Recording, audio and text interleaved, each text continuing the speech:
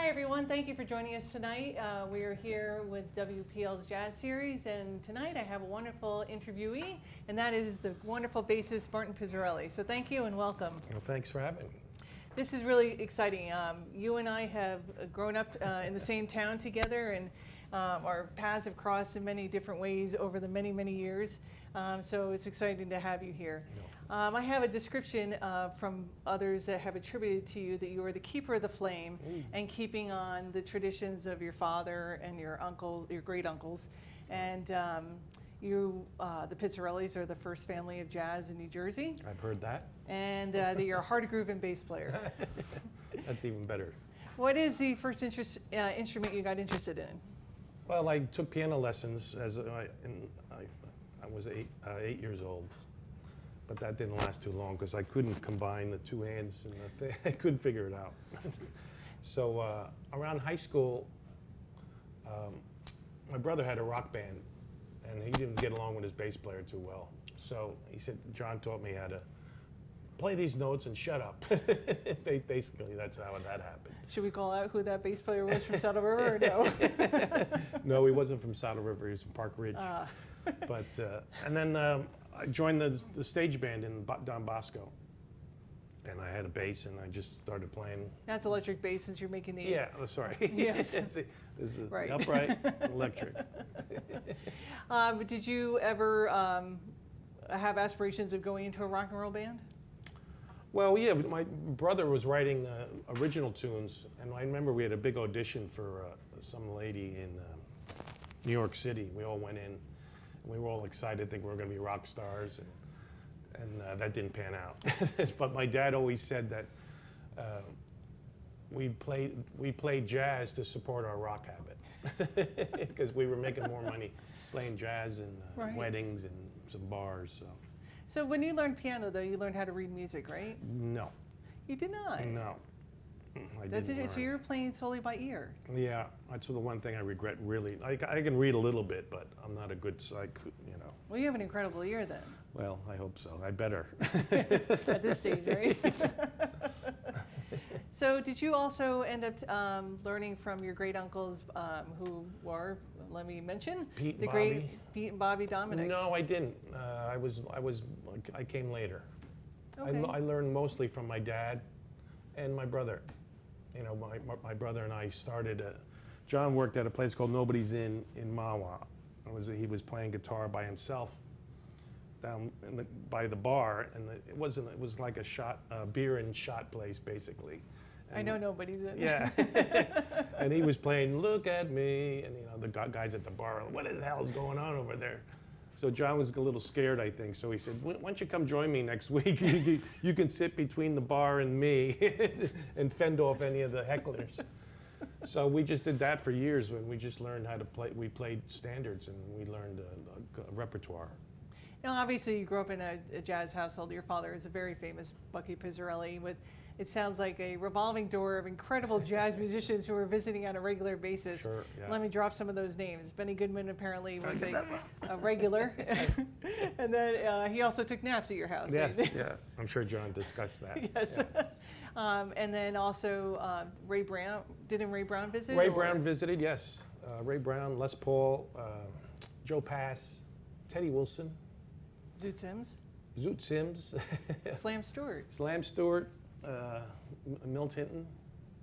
Geez, so many, So when they visited, how old were you at that time? You were young, yes. I was young, yeah, teenager, maybe preteen.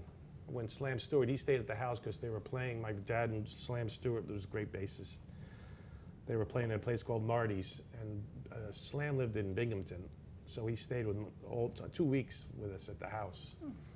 So I was just in awe. I was just Slam Stewart. I wasn't really playing a bass yet, as of yet, but I would just love the acoustic. Yeah, and him. Well, he was just larger than life. So were Slam Stewart and Ray Brown really your major influences? Well, Slam and Milt Hinton. Ray Brown came later because I wasn't really until Ray Kennedy joined our group, was our pianist.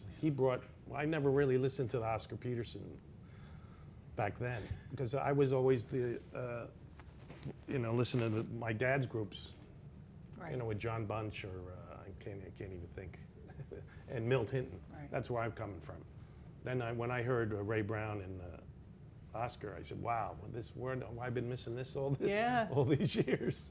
It was just incredible. I think I've mentioned in many other interviews, I'm a huge Oscar Peterson and piano trio fan, and Monty Alexander, who also played with Ray Brown. But I believe you also played with Monty, right? Yes, I did, yes. I was fortunate.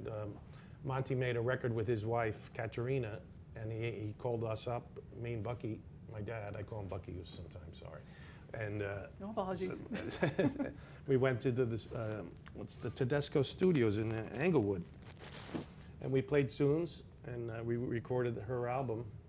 Wow. And then we got to play at the Blue Note for a week in New York, and where that was great. He's going to be playing on September 10th at the Montclair Jazz Festival. He's one of the headliners. Monty is? Yes. Oh, great. Yes. He's fabulous, yeah.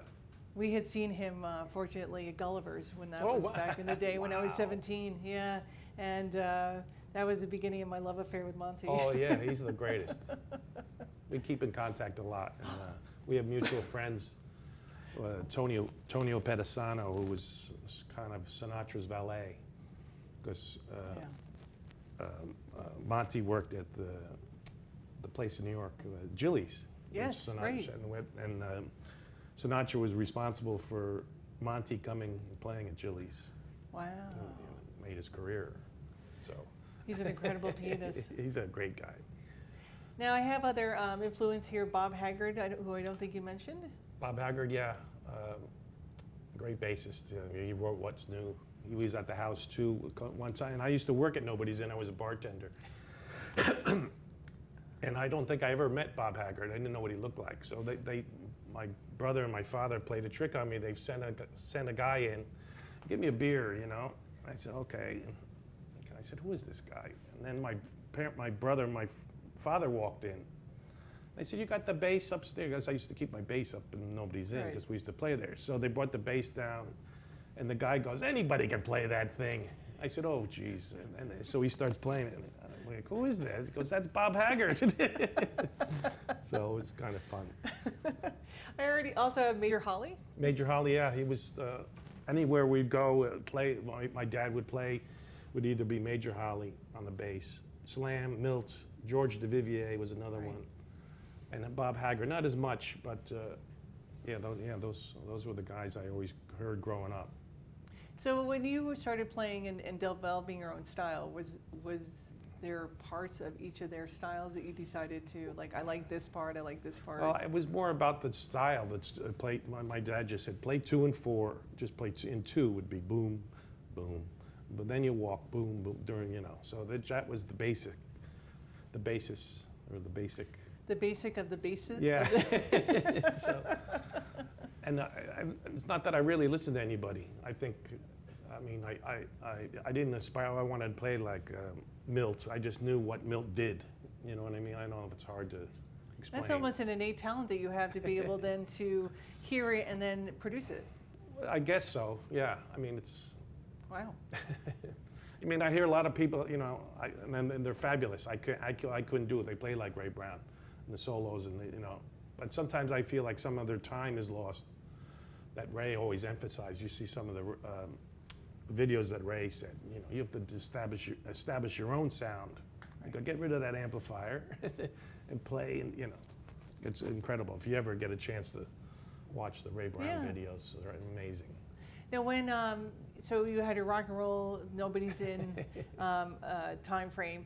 Then when did you then create really the trio known as Ray Kennedy, you and John? Oh yeah, well before that was like in 88, 89, John was playing at a place called Jay's in New York City, and he had his own trio there with Bobby Patterson, Gary Haas, John, and the booking agent manager went to see them. And they said, oh, the group's great, but they said, doesn't your brother play the bass? Yeah, okay. And then there's a guy named Ken Levinsky plays piano. Walt Levinsky was his son that was in the Carson band with my dad together. So they said, why don't you get rid of the other guys and get Kenny and your brother, and we'll start something. So we did for a year or 2 years, we toured with the Kenny Kenny Levinsky, John, and I, and we went all over the place. Now, that wasn't when you opened up for Sinatra, right? No, and then Kenny left the group, and then we found Ray Kennedy, which was amazing. Yeah. He was on another level, and he brought those great Oscar tapes, and Ray Brown, and it was off and running. We had a great booking agent. We did 6 weeks in a bus, a small minivan in Europe. You know, it's just amazing. And we opened up for B.B. King, which I met B.B. King, which the funny story is when we opened up for him, I had the picture, I knew when we were gonna meet him. So I had a picture that I met with my dad in 1977 at the Nice Jazz Festival that my dad took of him and me, him and I. I'm in a library, it's terrible. And then so I brought the picture and he goes, wow, I remember that gig, you know. Well, so I got another picture with him. That's awesome. And John got in it, of course, but I can crop him out sometimes. We won't tell him. Did you do any recording with Ken Levinsky then? Kenny's on there, the first record John did, All of Me, and his father's on it too. So Oh, wow. Kenny was on, I think the only time that he's on the record with his dad, as we were on, my dad was on it as well. Yeah. So it was basically the old Carson band. Oh, that's exciting. So yeah, all the New York guys. That's very cool. Now, you were able to be on Piano Jazz. I may be going out of timing and synchronicity here, but you were on Piano Jazz with Marion McFarlane Yeah, I just saw twice, that. right? I think once I remember, because I just found it came up on, I forget how I found it. I had the notation that you were on 2001 and you played Paper Moon together. Oh, with her? Yeah. Yeah, wow, yeah. that's just amazing. She's an incredible woman, and I loved Piano Jazz. Was such a great show. She was a great show, yeah, sure was. Yeah, she had a great memory too. She remembers all those great gigs she did, and my dad sitting in with her. What is the place she used to play in the Stratford Why are you House? doing that to me? I know. But yeah. We'll get back to you. But she had a great memory. You know what else? Les Paul had a great memory too, because he used to work in the Iridium, and I was there once, and he would sit down. You walk down, and Les would be at the door, and I said, "Oh, Les, I'm Buck. Hey, how you do? Oh my God, your uncles were the greatest banjo players. I had them in." I said, "Wow, what a memory," you know. Because getting back to Pete and Bobby, I don't know if John told this story. They played at the Mawa Firehouse, the two banjos. Mm-hmm.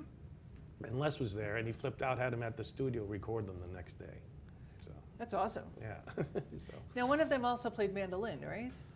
I don't remember. Just say yes. Yes. According to my research, one played mandolin as well. Now, how come you never got roped into playing banjo? Oh, I'm lucky. Well, the story was they were teaching my dad banjo, and they eventually taught my brother. But I guess in the 30s, the banjo was going out, so they gave my dad learn guitar, because that's going to be the next big thing. So the rest is history. So here's a rudimentary question. Banjo and guitar, 6 strings usually, right? Yes. Okay. Your father played a 7-string. Yes. Those two of his guitars, I believe, one is in the Smithsonian. Yes. If not 2, right? Yeah. The one 7-string Benedetto, I think, was the first Benedetto made. I don't know. My dad donated it. Wow. For. Now, does a bass have? How many strings does a bass 4. have? 4. It is 4. But the other instrument that he donated was a 6-string bass that my dad used to play on all the rock and roll records that he was recorded with. Bass guitar, but it was 6 strings. Ah. Dan Electro. So we played it on a lot of the Dion and the Belmonts. Right. So. Is it easier to make music out of 4 strings or 6? Easier 4, and that's why I took 4. The piano at 88, and I wasn't going to deal with that. And a ukulele? I think that's more my speed there. Now, you have your own CD. You recorded in 2004 called Triple Play. Yes. Now, how did that all come about? Ray Kennedy was because you got to make your own record. Yeah. Because I'll help you do it, and the label was from St. Louis, I believe, Victoria label, where Ray Kennedy was from St. Louis. And he said, you just get some tunes and make a record.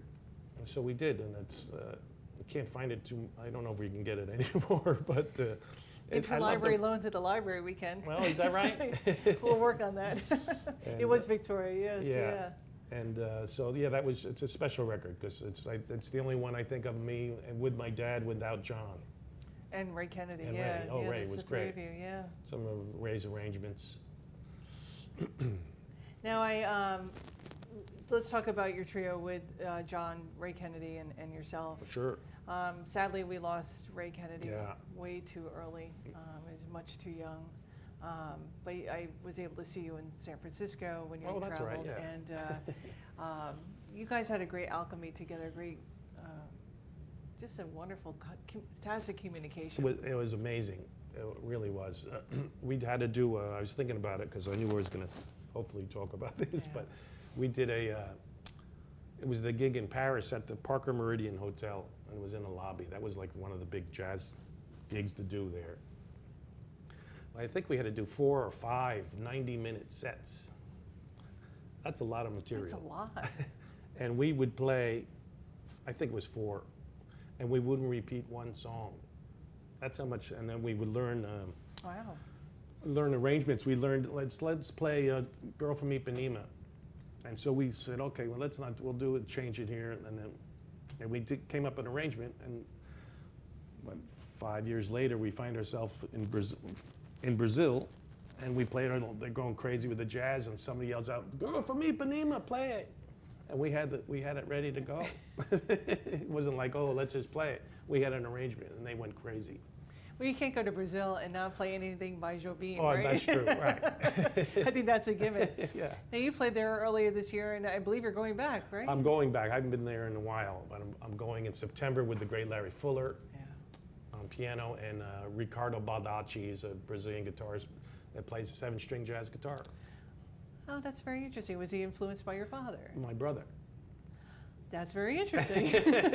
He'd come, because we played in Brazil every year for 16 years straight, and he lives in Sao Paulo.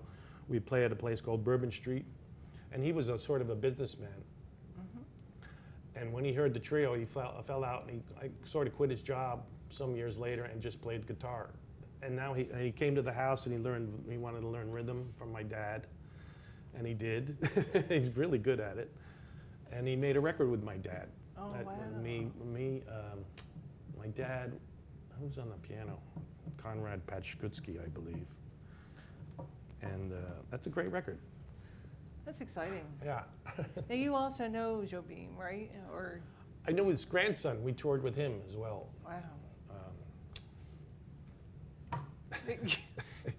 We'll get back to you. We'll just call him Jobim's grandson right now. Is it Daniel? Daniel Jobim, yes, of course. We did a great tour, and it was great. Yeah. I just want to mention, for those of you who are unfamiliar with Larry Fuller, I've just done a deep dive since I was introduced to his music from you. And he also is carrying on the traditions of Oscar Peterson, Monty Alexander, and Gene Harris. That's right. Who are all my favorites. So I just Yeah. downloaded a bunch of Larry Fuller, and if you haven't had a chance to check him out, we just purchased his CDs for the collection, so you can check them out. Yeah, Larry's great. Larry was Ray Brown's last pianist. Ah, that makes a lot of sense. Yeah. That does make a lot of sense. So. Wow. Any other Saddle River stories of musicians in your home that you can legally tell? Well, I remember Zoot Sims was over a lot, and we'd play ping pong. And I used to cut his lawn in Nyack. Oh. And then I used to cut our lawn too in Saddle River. So when Zoot would come over, sometimes I'd cut out Zoot in the lawn so he would see it. And play ping pong. And then sometimes we'd jam, and I'd play. And back then I didn't have enough calluses, so and I was starting to get blisters. Oh, no. And I was in the fireplace, and my dad always laughed. He said, "Oh, I got to get another log for the fire." So I'd stop playing, and he'd laugh. "Oh yeah, sure, that's why." So.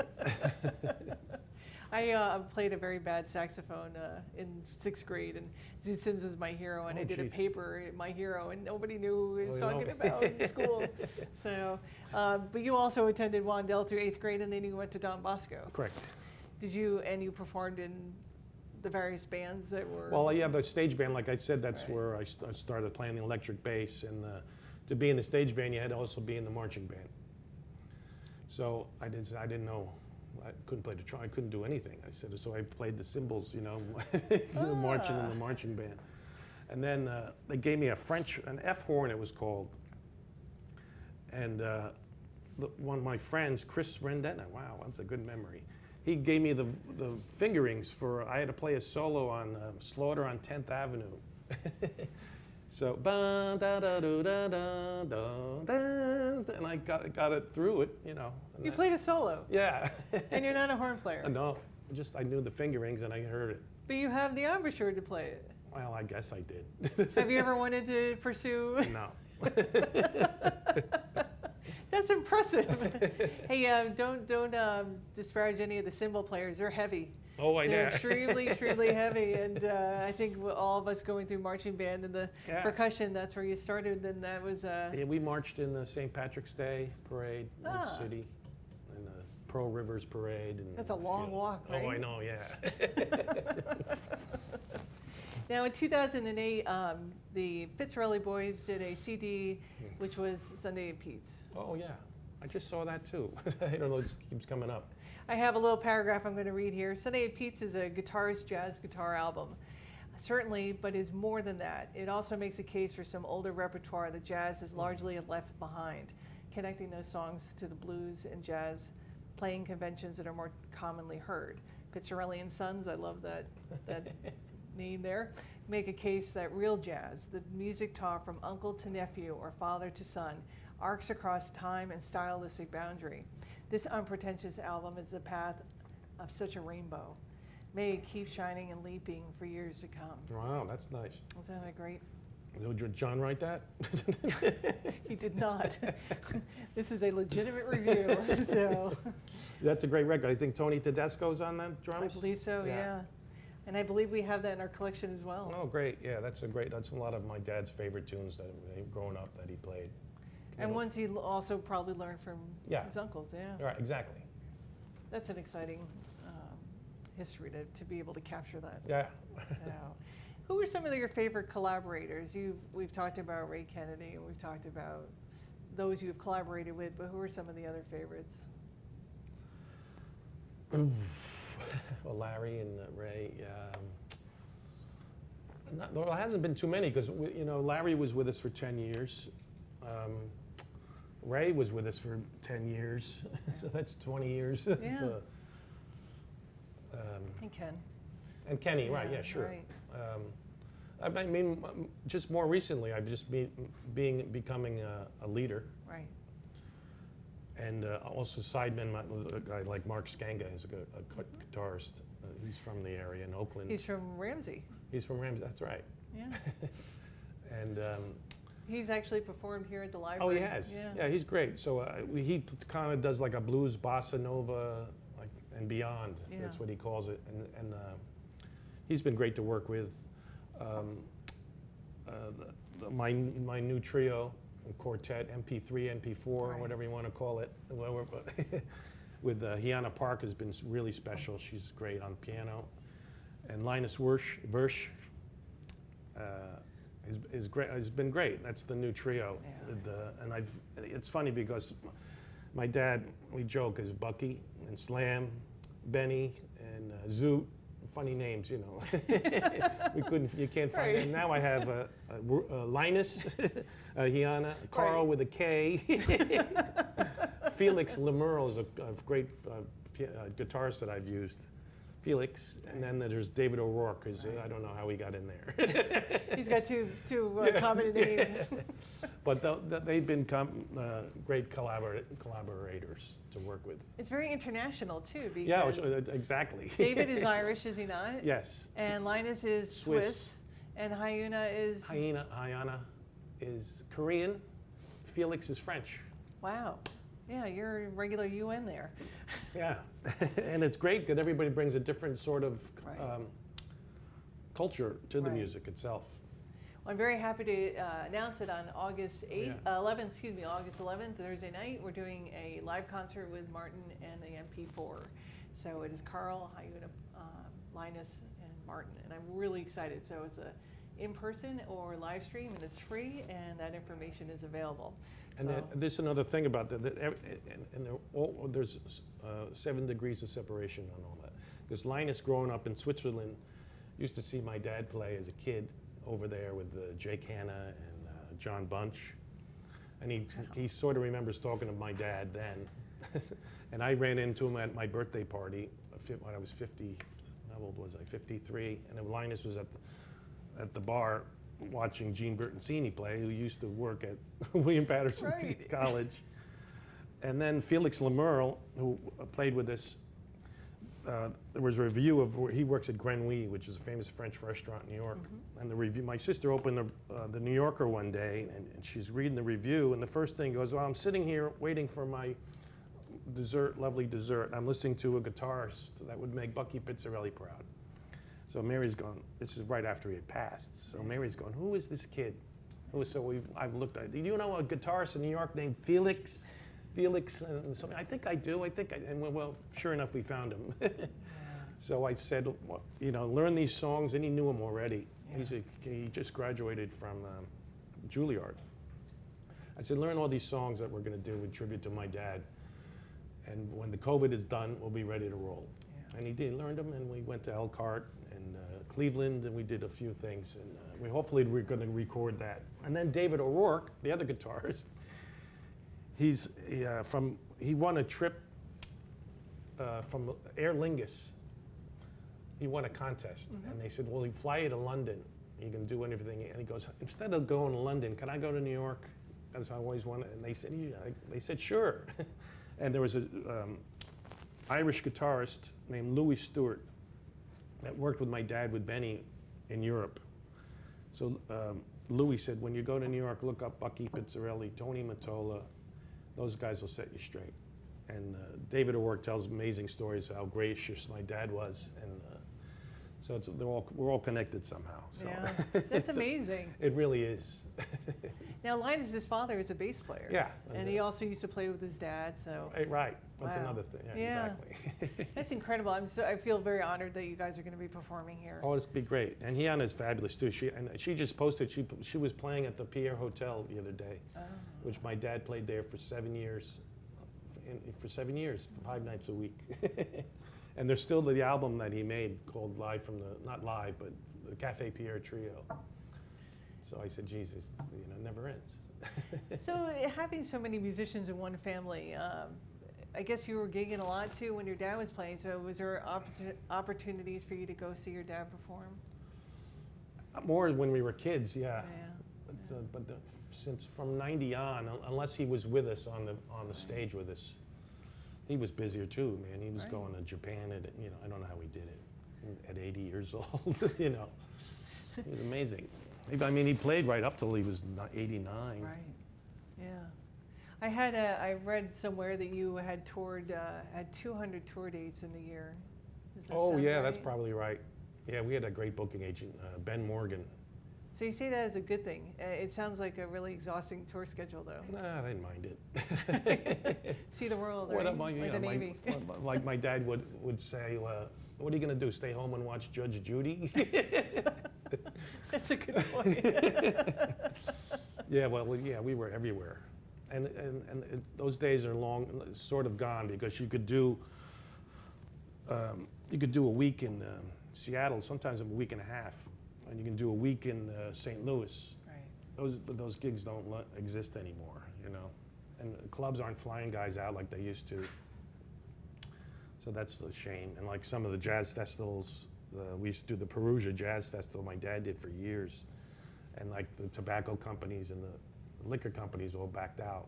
Yeah. And so they don't have that big festivals anymore. Right. You ever go up to Saratoga Springs? SPAC. Yeah. We opened up for Sinatra there. Oh, wow. It's a great place. And we played the jazz festival there one day too, in the afternoon. In New York City, we now have the Jazz Forum in Tarrytown. Oh yeah. Jazz Standard, I think, is still around, right? I don't know. We'll get back to you. Well, Birdland. Birdland, Village Mesro, Vanguard. which I'll be with David O'Rourke in Mesro on August 3rd. Oh. With Jim Riddle on piano, because Larry was away, and Yana couldn't do it. And there's also the place in Nyack called Maureen's Jazz Cellar. That's right, yeah. It's been very nice to me, David Budway, and who was a great pianist as well. So there seem to be... I don't know if trumpet's still around. I don't even know. No. Village Vanguard, if it's still around. And Smalls. Smalls, yeah. It's a little by little, but after leaving John, I kind of had to reinvent myself. So I looked at the different venues, Right. like Maureen's. I brought my dad in there a couple times, and then I brought this group in as well. There's a place in Marlborough, New York called the Falcon. Mm-hmm. So I just emailed them. I said I got a group, and then the website said if we don't get back to you soon, we got you on our radar. Don't worry. Right. So I said, all right, Martin Pizzarelli, I do a tribute to my dad, Bucky Pizzarelli. Please consider it. We got 2 minutes later. Oh my God. Because his dad, unfortunately, Tony Falco, who owned the Falcon, he died of COVID as well. So he goes, oh, it'd be honored, blah, blah, blah. So I forget when that is, August as well. The Falcon in Marlborough, Right. August.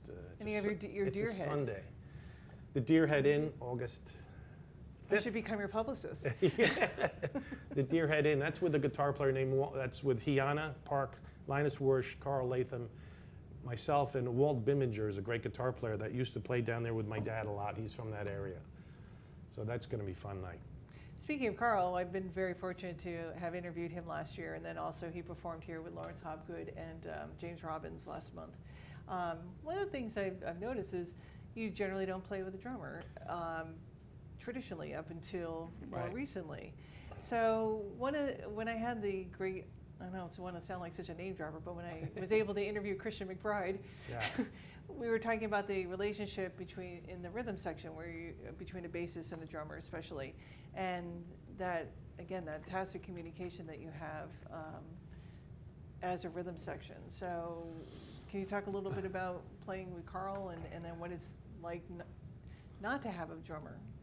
Yeah, well, we did 12 years without a drummer because my dad never liked drums. Why is that? I don't know. I think he just liked the intimacy of just the Nat King Cole sound without the Sure. drums. But he did work. I mean, he loved Jake Hanna and Bernard Purdy. My dad worked with all those guys. He goes, The Purdy Shuffle. Pretty Purdy. And so I was thinking when I started this group. Did we try it? Yeah, we did try it. Well, I did do it with in Elkhart, Indiana Jazz Fest. I did it with Felix, Hiana, and Linus, and myself without the drums. And then Carl was nice enough during the pandemic to he's got a great studio in Warwick, New York. And he said, why don't you bring Hiana and Linus up? We'll do a live stream, we'll make some money, hopefully. I'll just interject, this is the Concerts from the Cabin. Concerts from And the Cabin. Absolutely wonderful. You can look them up on YouTube, and they're just absolutely fantastic. Yeah, Carl's great. And so I said, geez, this guy, and he did just tell me the tempos and some of the tunes he knew. Yeah. And I send him some videos, and he didn't miss one beat. He didn't miss one arrangement. And he was like, wow. I said, well, let's use them all the time when we can afford them, Do you feel the same way as Bucky, that it's a more intimate sound when it's piano, a traditional trio? Yeah, if you will? I got so used to it that I didn't miss the drums. Yeah. But when you start playing with the drums, then you miss it. So Right, it's like, right. And people like it too. I mean, it's when sometimes where's the drummer? Why don't you have a drummer? So especially if it's an outdoor gig, Right. and in a jazz club, people like to hear drums. So, and he's great. I mean, if he wasn't, I would Right. use him. When I think of the traditional trio like Oscar Peterson with Ray Brown and of course now, is it Ed Thigpen is a guitarist, isn't he? Ed Thigpen was Yeah. a drummer. A drummer, okay. So that was one of the traditional. And Jeff Hamilton. Too. Yeah, that's right. So that's where and Monty Alexander with that drum bass. That's where I go to. Is always that. But Those are amazing drummer groups. I mean, you can't beat that. I got the chance to play with Jeff Hamilton a couple times, and it's amazing. is this extra duty then for you, so to speak, as to hold down the rhythm section? Since you are the rhythm section, really, right? Oh yeah. Oh, that's why exactly. I mean, you're one man yeah. rhythm. I mean, John and Ray could go off, and I had to stay there. You know, just be there. You know, I didn't solo too much, and that's just how I got my sound and my time. But now you are soloing more. Soloing more, yeah, because I have to. Right. Well, you're very good at soloing. Well, yeah, you know, getting back to Mark Skango, when I worked with Mark would play, and then you look at me and I'm going, John never did this. You know, I never had to do this. He goes, oh, come on. Right. So little by little, you got to figure your way around things. Right. You recently, I saw a couple performances recently, and you open up, now I'm going to forget the second song, but you open up with Nature Boy. Oh, yeah. And then you lead it into? Well, it depends. Oh. Wave, we do. I don't know that song. It all depends. It all depends on you. Oh, I've changed it up. We used to do Nature Boy into Wave. Oh, Da-da-da-da-da-da-da. And then I've changed it into, we went to the song from my father, the Horace Silver song, which kind of makes sense. What was the other one? I'm like, dude, I can't remember. But it's a beautiful entry to have Nature Boy, which is such a plaintive and melodic song, and just really, it slows things down, which I like, and then it's a nice entry in the. Well, you know, I was learning that when I was taking care of my folks, and I'd sit there and, you know, and I said, look at the song, I got to learn this, I got to learn something. So I said, Nature Boy. And I also do it because I was great friends with Freddie Cole, so that's in honor of his brother, Nat. Yeah. I do Nature Boys. A nice nod to that. Yeah. Yeah. It's a beautiful song. I'm sure you probably played most of Nat King Cole's song, Paper Moon. Oh yeah, with John we did a whole Right, record of yeah. that song. Oh sure. In fact, I have a notation here. There's a funny comment here, is that when you were performing with John, and then also later his wife, Jessica Molaski, forming a group that John likened to the Von Trapp family on Martinis. Martinis, yeah. Well, I remember when I don't know if it was with Kenny or Ken Levinsky or Ray Kennedy. It was 1990, or maybe it was Ken Levinsky. And 1990, we played, our first gig in New York was the Algonquin, the Oak nice. Room. Yeah. And it was the first day of the Gulf War. So there wasn't too many people there. Donald Pleasance was there. I don't know if you know Donald Pleasance. Yes, from, well, Halloween, but also The Great Escape, Great right? Escape, yes. And we were all, I was like, wow, that's the guy. And he's also on a Great Columbo episode. It's sad that Halloween came first to me, not The Great Escape, which he's wonderful in. And we got reviewed by Wayman Wong from the Daily News, and the headline was, nothing like cold pizza. Because you know, some people like cold pizza, and the way he did Nat King, so he had a funny. That's a nice way of doing it. Yeah, Wayman Wong, he was great to us in Daily News. So your follow-up, it was P.S. Mr. Cole. Yeah, that was John. John would rate. That was John and Benny Green and Christian McBride. Oh, that's right. Yes. But we do one song on there called "Style Is Coming Back from Style," which was written by Jerry Lieber and Mike Stoller, of the Wanderer and Runaway Sue fame. Okay. And, Robert Altman made a movie called Pret-a-Porter. Right. And they wrote the song for the movie, and they had us perform it, me, Ray, and John. Okay. And John Guerin was a famous drummer from the LA Express and was married to Joni Mitchell for a while. Oh. When we got to the studio, John Guerin's there, and we're going, holy We can edit that out. Yes. She just performed, by the way. Yeah, I saw that. That's at amazing. the Newport Folk Amazing. Festival. Yeah. She's Cheery. recovered enough to be able to do that. What a wonderful thing. Amazing. So just to clarify, though, Dear Mr. Cole was with Benny Green and Christian McBride. Correct. But the follow-up was P.S. Mr. Cole. Oh, you're right. Which was you. Oh, that's and right. Ray Kennedy on piano. I'm sorry. And Mono Closely and Nat King Cole's trio with guitarist Oscar Moore. This unit offered everything from crawling ballads to, quote, and this is a quote from you, tempos I can't even play anymore, Oh, yeah. as Martin Pizzarelli just That's on true. Demon Speed numbers like, I'm a errand boy for Errand boy rhythm, for and I rhythm. know that for you. Oof. Yeah, those were fast tempos. Can you play that still? I don't know. With lots of practice. Oh, yeah. Now, your sister was also trained on classical. That's Both Mary. of them, yeah. Anne and Mary? Anne and Mary Plea, they took lessons from Mrs. Takayama Oh. in Hohokus. I remember we used to pick them up. My mother would drive by and pick them up. But Anne is the reader. She could really read. Yeah. She could still, she could read all that stuff. She's great at that. Mary played guitar, and she made a record. She's on one of my dad's records. She was Oh. 16, Oh, how wonderful. and she taught him Oh, I think I have a notation. Green. green guitar blues. There you go. And she played piano too. She could play still a little Yeah. bit. Now, as a kid, I took my piano lessons and my sax lessons at Victor's House of Music in Ridgewood. John also mentioned he had taken some. Yeah. Is that where you also learned Nope. anything? You never went to I Victor's? never. Oh, I bought my first electric bass from Victor's. Okay. What was the name? Hovey was the owner. So I remember Jim Hovey. Anyway. And then you just learned from really your dad and Yeah, wow. my dad and my brother. Yeah, just learned songs. That's amazing. So you're really self-taught in some ways. Yeah, I mean, I never had a lesson. Wow.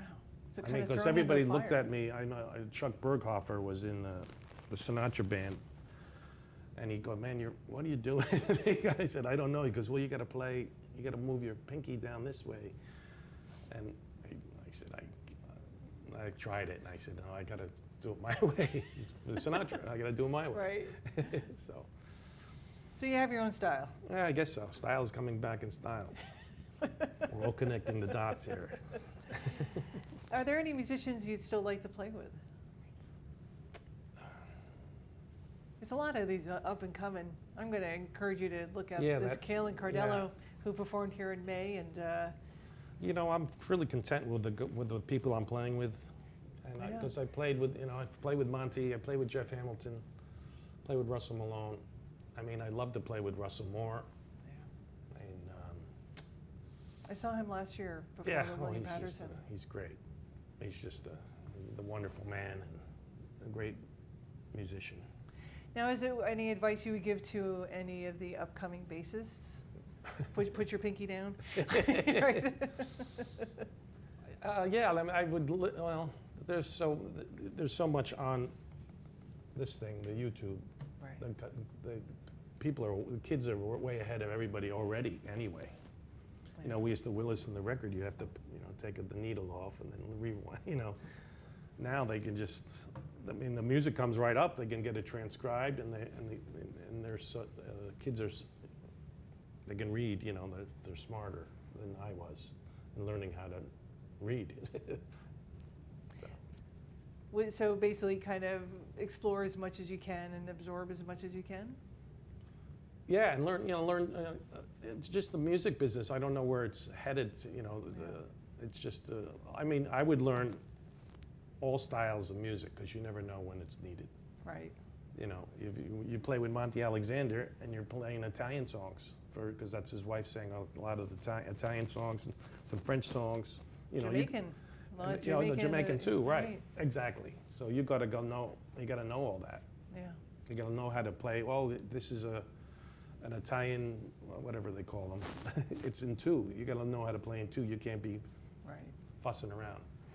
We saw, my sister and I saw Monty Alexander perform in Birdland, and it was probably my favorite concert ever in that aside from the ones I saw you at. Yeah, the two different things. Right, exactly. Yeah. So he started with the trio, and then the song would morph over into the Jamaican, and then it was just it was heaven. It was absolutely I the think he has a Harlem new record. Express. I think he has a new He record out does. It's coming out this August. called. I have it on pre-order. We'll get back to you. I just saw it too. It's look at it's the title of a standard, isn't it? Well, I don't know. Well, next. I next download. week. I have the one song on my phone, which is over there. But so I had a quote of advice that your father would give to musicians. His basic pragmatic advice to youngsters who want to earn a living making music is to learn a lot of songs. Yeah, that's what I just said.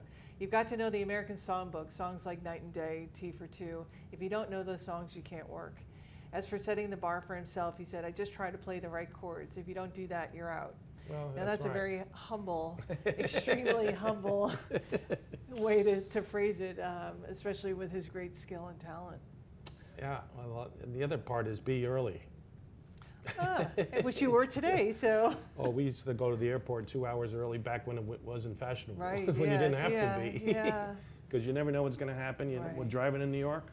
Yeah. You got a record date and you're late. They won't call you again. So you got to get there early because you got to never know where you're going to park. Right. Yeah. That should be a class at Berkeley.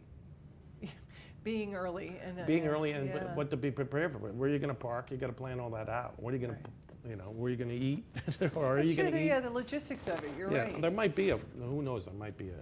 Maybe now. Yeah. Yeah.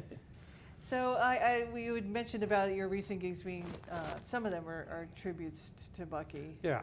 I spoke about this with John and just what an incredible man he was and how your family and my family kind of Yeah.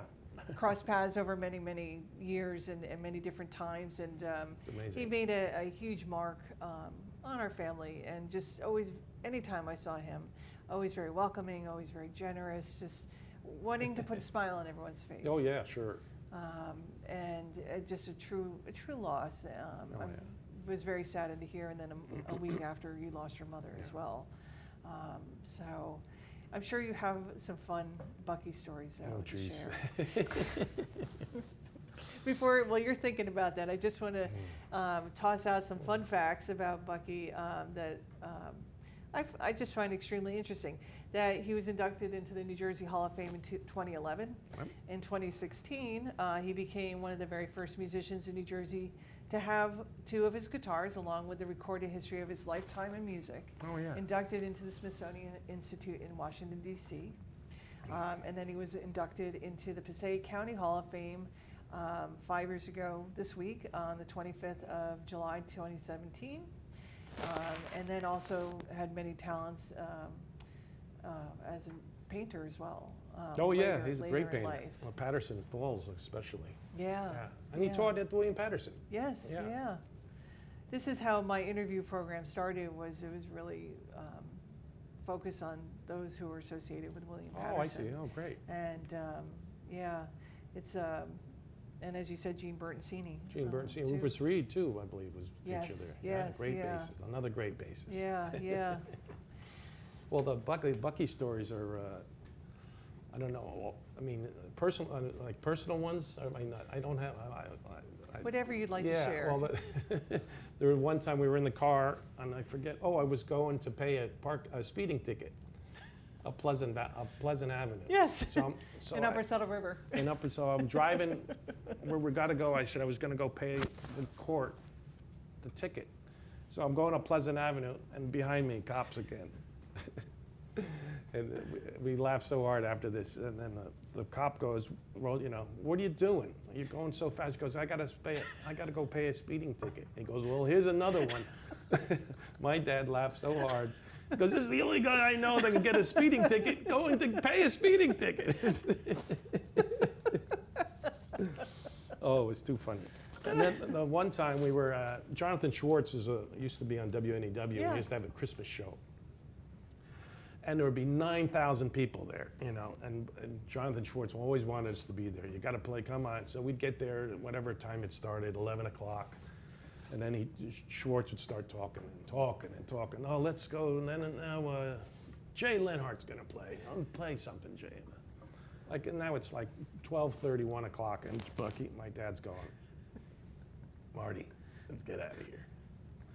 I said, I was dying to get out. I said, yeah, let's go. So we just got the guitar and went. We were on the George Washington Bridge listening to the show. And Jonathan Short said, let's get Bucky and Marty up here. And he laughed so hard. He goes, we're on the, he yelled at the radio, we're already on the bridge. So that was fun moments. It's really funny. And that kind of not fun, well, sort of funny. One of the last trips I took him to was he played at the Odessa Jazz Festival in Texas. He did it for 50 years. He went down there. Wow. Where actually, his father was in Odessa for some we don't even know. That's right. Yeah. Yes, yeah. Bucky. Like That's Buck how he got Saddles his nickname, right? So it was the 50th anniversary. So I said, he wanted to go.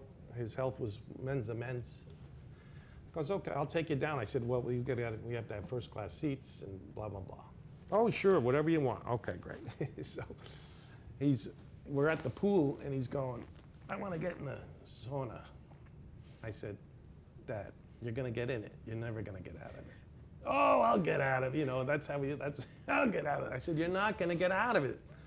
Oh, I'm going in. So he goes in and the bubbles are going. I'm going, and it's time to get out. He can't get out. I can't get out. I said, I told you. Long story short, the fireman came and he got out. Wow. So, yeah. Like, he couldn't get out. His knees were bad. He had bad, he was 80, was he 90 at that time? I don't even know. Isn't the sauna supposed to help your knees? Yeah, well, yeah. Not that day, I guess. Yeah. It's amazing your father started his career professionally at 17. Yeah, right. With the With Vaughn Monroe. yeah. And toured. Toured. And then at 18, he went to the war, I guess. Right, yeah. There's a great picture I saw of your dad. With the guitar, with the guys around All him. the guys around him. Bucky's smack dab center. Your eye just goes immediately towards him. It's a wonderful picture. Somebody else, I forget who it was, another guitarist, was it Don Arnone's daughter? Has like one of the same pictures. Yeah. Got the guitar and the guys around him. It's Yeah. amazing. Well, doesn't that describe his life? Yeah. He's got the guitar and the guys, everybody's around him. Yeah. Right? Yeah, amazing. Who are some of the musicians he enjoyed playing with?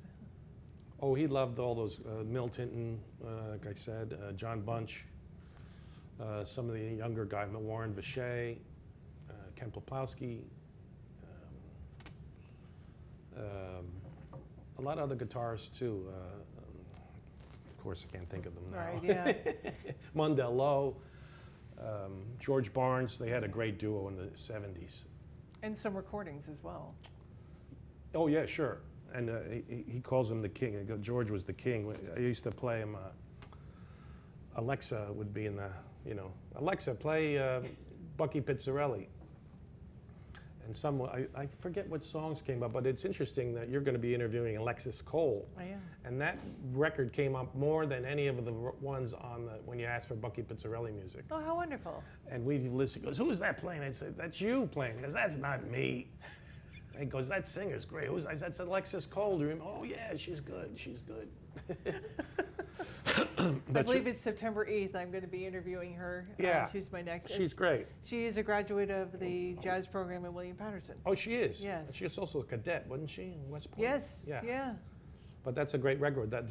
But he loved doing that, too. He loved playing with singers and accompanying. He was a great accompanist. And there's a great thing I posted on YouTube of him playing with Sarah Vaughan. Yeah. Somewhere Over the Rainbow. It's Right. amazing. Oh, It's a wow. study in listening and space. Yeah. And just letting Sarah do what she does amazingly. And he would just, it's really, but he loved that type of musicianship with. Do you think people. musicians nowadays, because you are carrying on the tradition of our fathers and such, do you think some musicians, the young ones coming out of school, are trying to put too much into a space, and that maybe the lesson to be learned is let it breathe and give it Of course, space? sure, yeah. Yeah, I talk about this a lot with Larry Fuller, just about the music and the new music in general. It just seems like a lot of the gigs, they don't pay much, and and if you looked on Facebook, oh, everybody's having a swinging time and playing all these gigs. They're making about $100 a month, if you play at Mesro. I don't even know what it pays, but it's just a shame that a lot of because it inundated with all these great musicians, Right. and there's so many places people to fit, so. And that must have been very hard during the pandemic too, because now I guess many musicians did move on. Yeah. Like John does his his live stream. He did 100 of them. He's up to 100 yeah. already.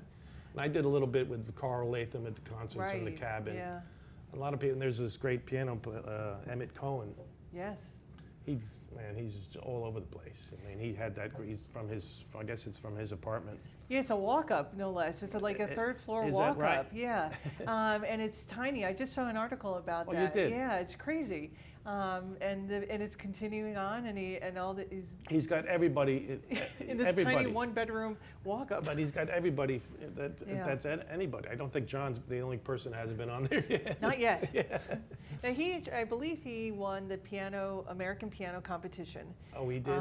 Either last year or the year before. And Kalen Cardello, who performed here in May, is one of the 5 finalists, and it'll be announced next year. And mark my words, everybody, Kalen Cardello is going to win. Oh, that's nice. And Oh, you must okay. play with him. Okay. Track him down. Yeah. So, but it really is nice. We're still they're not quite post-pandemic, but more and more shows are being offered. Little by little, right. Oh, well, I did, May I went to Europe after a 2-year cancellation, Yeah. 2 years. Wow. So that's another thing that I like. I think I learned from my dad is when I had to reinvent myself, I knew the guitar player in Germany, Jörg Zeidel.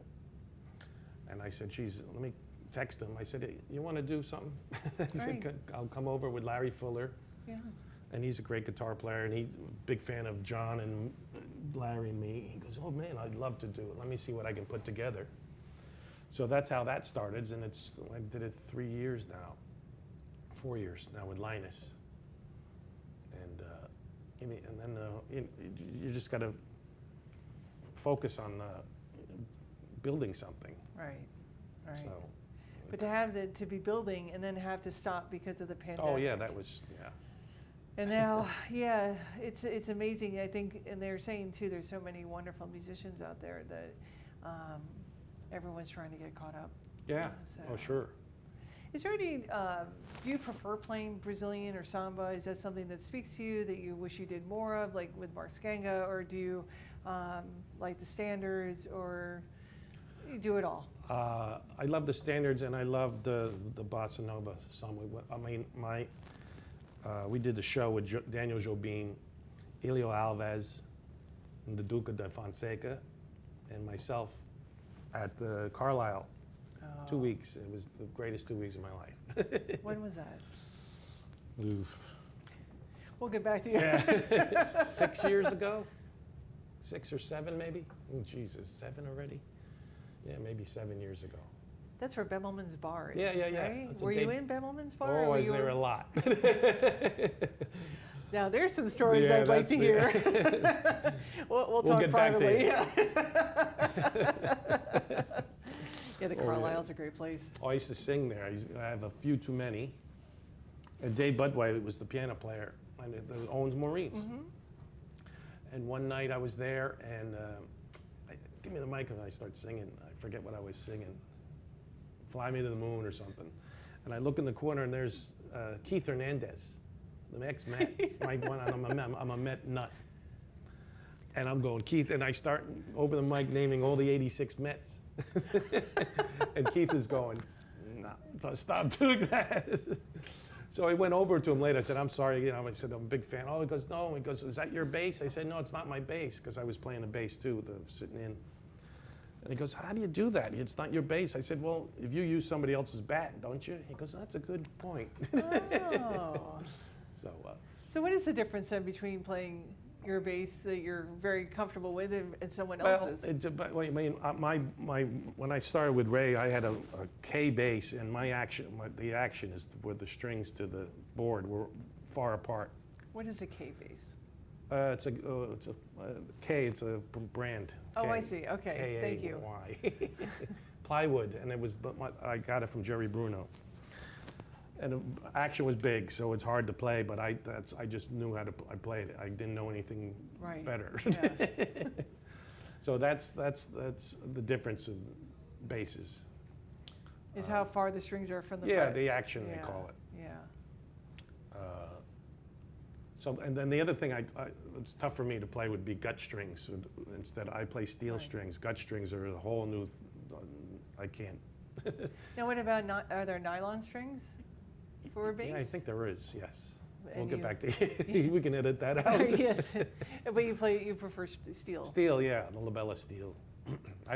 We were playing this trio, me, Ray, and John. We were on BMG at the time, and we were at a party. We were supposed to sit in, and the bass player was the great Dennis Irwin, and he had it was a huge bass,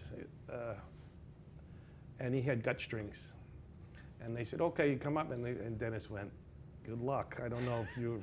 I said, "Holy shit!" This twice. And it was one of those tempos that I can't play anymore, and I couldn't play that night. So it's just challenge on challenge on challenge. Yeah. But the one thing that people are amazed that everywhere I went, I got a bass. It is amazing. I mean, because we went to Japan the first time in 1989, and I brought a bass. Right. And then after that, I said, and then 9/11, said, we'll just rent a bass wherever you go. And I think I only had 2 bad basses in those 20 years. One was at a music school. That's sad. Yeah, and what's the one up in New York State? That was the music school. Anyway, where we opened for George Shearing. And then another bad bass was in Florida. It was terrible. And then I had one bad bass in Shanghai. And what do you do when you have a bad bass? You just fight through it. There's nothing, especially in Shanghai or Beijing, you can't do anything. Yeah, yeah. And that was the horrible crowd anyway, because the people were just there for the free Wi-Fi or something, because all you could see is the lights, you know. No. And I don't even think they knew who Sinatra was, if you think about it. Would they? In China? They should, yes. Maybe. I don't know. He was a world famous. Yeah, but these were kids. But anyway, that bass was horrible, and John said, just do something. Make some noise. Yeah. Maybe you should have started singing. Yeah. Boom. Rap. Yeah. Maybe that's your next career. Do beatboxing, right? Yeah. Well, we did when our rock band. We had the Johnny Pick and his Scabs. Right. Yeah. Did John talk about that group? Yeah. And in the summertime, we call it Johnny Shuck and the Clams. Right. He had a whole host of different names. But we used to play at a place called the Front. It was on 7th Avenue, and it was the rock band, and we all had different names. John was Johnny Pick, of course. Eddie Decker was forget what his name was, and my name was Joey Regulata. I was the regular guy, and I would sing "Taking Care of Business" and break it down, and I'd rap. Because that was during when rap was Right. going. And I also sang "Smoking in the Boys' Room." You remember that tune? Yes. Can we expect you to start singing in some of your? No. You know, Ray Kennedy wanted me to do that, and we went into the studio, and I couldn't stand the sound of my voice. I said, "This is not going to happen." You know, it had to be you, and it would play back. I said, "No, this is bad." But I'm sure that they thought that it was. Well, yeah, they did, but I couldn't. You have to be comfortable Couldn't. with it. Yeah, it's like doing this. And we're getting comfortable. Yeah. Well, this has been really lovely, and Well, it's been great. Well, thank you. very much appreciate your coming in, and this is our very first live Woo! 2-person interview, not a Zoom interview. For us, for you it is. So The next one's Alexis Cole. Alexis Is Cole, that yes, is Zoom September. or- That'll be via Zoom, yeah. Oh, great. Say hello Um, for me, please. We will. tried to get her, she wanted to come see Bucky before, but it was just he was sick or in the hospital. Yeah.